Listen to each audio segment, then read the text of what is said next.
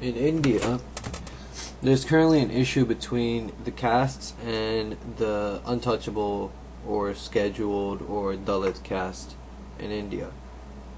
Just recently, in fact, I read about some attacks in Gujarat by Hindus against Dalits and Muslims.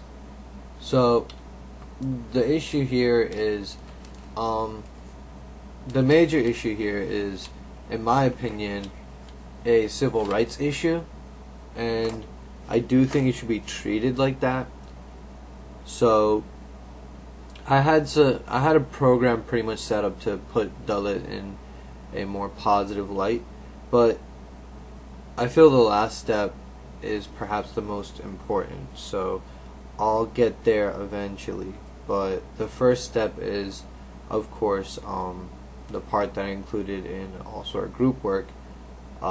I liked that step where we take the basic jobs that Dalits would do, the basic sanitation jobs and cleaning jobs that they have to do, which are frankly very, very inhumane, and they have to do them with the most basic supplies. So what the government should do is, in places where Dalit discrimination still exists and Dalit are still lower class and have no opportunity, in those places the government should go and have a a slight tax increase on the upper 30% of income regardless of caste, and have a temporary tax increase with the incentive of installing mandatory devices in your house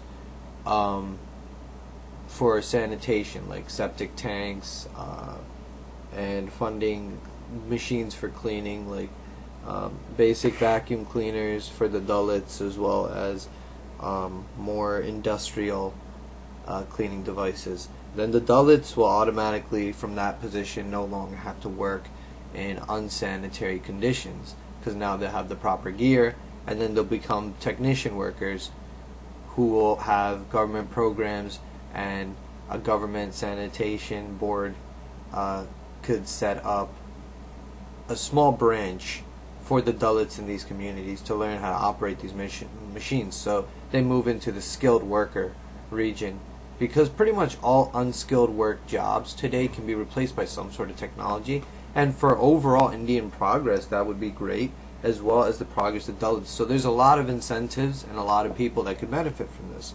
So the first thing is just to get them into a light where society can respect them more and they can respect themselves more. Also, by having government provided jobs, that will definitely put them in a better condition than the condition they're in right now. So they'll have better housing, they'll be able to provide for their family more, and thus they'll be able to put their children through school and not make them work. Now, I'm not saying this is just for Dalits, I'm saying this is for the lower classes of India, regardless of religion and caste, but this will also help the Dalits directly, hopefully. Then the second step would be the school system. If the whole incentive of lifting them up from untouchable status to skilled workers in society actually works, then they will be able to go to school. So that's the first step towards it. Once they're in school, we'll have a inter-caste schooling, which in India pretty much all the castes already do. It's only Dalits that have to stay outside this arena, if they even do, because when I spoke to my mother, she went to school in like the 60s in India, and she says in more mainstream cities and stuff, the Dalit thing isn't really an issue, because she's a Brahmin, but she went to school, sat down and ate with and played with, and some of her best friends to this day are people who are part of the scheduled caste. So she says this issue really hits in villages and stuff more so, which with my research it kind of confirmed it. So although there might be discrimination in cities, it's not widespread as it is in villages and towns, which makes the issue even simpler to tackle, because now it's not an entire country.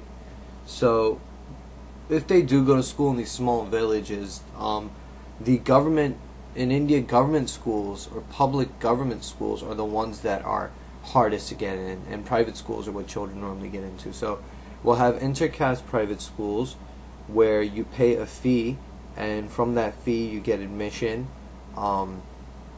as well as your uniform from the school. And if you're a lower caste or lower income family, even if you're higher caste, the government should give you a grant to go to that school, which will also cover your uniform. So everyone will be wearing the same uniform.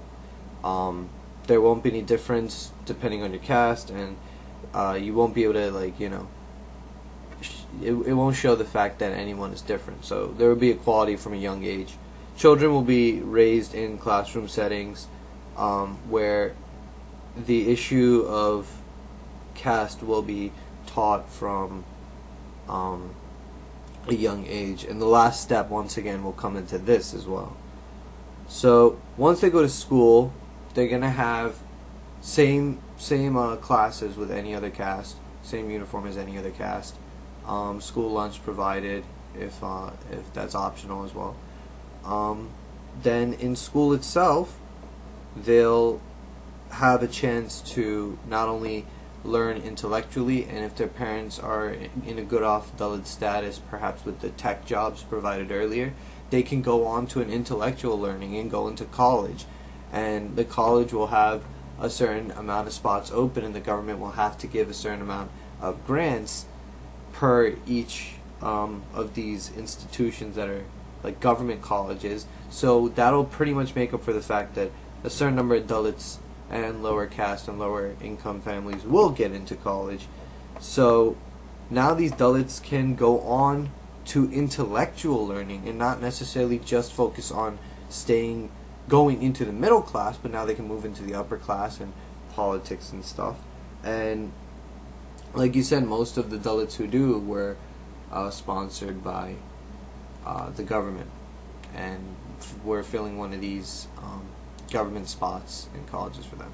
So the education track will be extremely important in giving Dalits a step up from middle class, which the tech jobs will give them, and move into the upper class. And if they do not wish to go into the upper class, perhaps out of necessity, perhaps their family does need money, or perhaps they simply want to be a middle class worker, then they have the option through middle school and high school to start also taking technical courses in place of intellectual courses, and then go on to a tech school after high school. Instead of just going to a college for higher learning, they can learn technical stuff and just get into a better job for themselves, for their future children.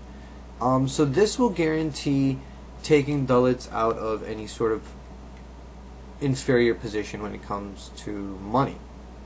The next step is to get them into a positive position socially too. That's the most important thing, because the government doesn't discriminate against Dalits and scheduled caste anymore. So what we need to do is we need to really get a good PR move, which we already have started to get with many different Indian shows today, now giving a voice to the Dalits, which they never really had before. Now they're showing the discrimination and just the inhumanity of what Dalits go through. And people in India who are upper class, upper income, who don't necessarily face these kinds of issues in the street, of course some of them might be perpetrating them, but those who aren't facing them would definitely see the issue in a much more different light after these PR moves. So, get celebrities and just get their stories on the air, in the media. Let them have a voice for once, and let people empathize with them and understand them. So I feel this is perhaps one of the best steps for the social change, is getting a great PR move, which will take me to my next step. So with the last step having a PR move, we would of course start to emphasize successful Dalits who made it into political sectors, very important medical and commercial sectors and stuff like that, engineering and whatnot, even art and media. So any sort of success that a Dalit would achieve will be exemplified and put up as a role model for the Dalits of the upcoming generations to look towards and say, we can also reach that position. So the civil rights issue would kind of be treated the same way as what Martin Luther King had to do in America during the 60s. And that would then the after effect of that, and how like black people in America, after they finally got their civil rights and suffrage and stuff, what they started to do to show that they're capable in society too, because we're all equal. That kind of mindset should also be used here. Then of course the police should also go through sensitivity training. If any sort of police officer is shown to not have treated a Dalit correctly, or any judge is shown to not have given a Dalit the fair trial they deserve, they should face some sort of punishment that has an incentive attached to it. Next is a revamp of the theories of the Aryan invasion and the Dravidians and stuff. I'm going to post some links without having to go into too much detail about what more modern research is showing, that Arya were just a people and the Dravidians were just people like kingdoms, and there wasn't actually a race-based thing. And there's actually a lot of evidence of Harappa and Mohenjo-Daro having trading done during that time period, even as far as Persia. So a lot of yogic and Hindu techniques, as well as some of the initial gods, also do originate from Dravidian origins just as much as Aryan. There's now a step showing that perhaps they followed the footsteps in the snow backwards and chased the heels instead of the toes, which would then show that it wasn't so much of an invasion as much of an expansion out from India. And there's so much new research, but all of this could be very effective in showing that the Dalits are no different, and the Dalits should not be chastised because of their status. And also the whole caste system should be put up from the Vedic, from the Mahabharata, from the Puranas. Like, take the religious caste system and put it up to modern India to show them that there aren't untouchables in the caste system. And the caste system is not about blood. It's about the functioning of a society, similar to Plato's Republic. And the caste system is not just limited to India. Every single place on earth, the caste system is a science of a society. Every single place on earth has their politicians, has their intellectuals, has their military class, as well as their skilled workers and mercantile class and corporations and unskilled workers. And you can go to any place on earth at any time period and put the caste system onto it, because these things exist. But when you carry your job so close to you that your son now has to be the same thing as you, and then suddenly there's just a whole line of blacksmiths. If blacksmith became a caste, then blacksmiths would only marry blacksmiths, and they wouldn't marry anyone who wasn't a blacksmith, and they would feel that they're above the bronze smiths, or like, I don't know, stuff like that. So of course, give like an honest to God perspective of what the caste is meant to be, because honestly, religion is interpretation, and the more intellectually you interpret something, the better definition you can get from it, one that could help a lot of people. So explain the fact that the caste system doesn't have untouchables within it, and that was incorporated culturally, socially, whatever. So that way, finally, hopefully, this will be perhaps a catalyst for change, if it doesn't outright bring change to the condition of the Dalits.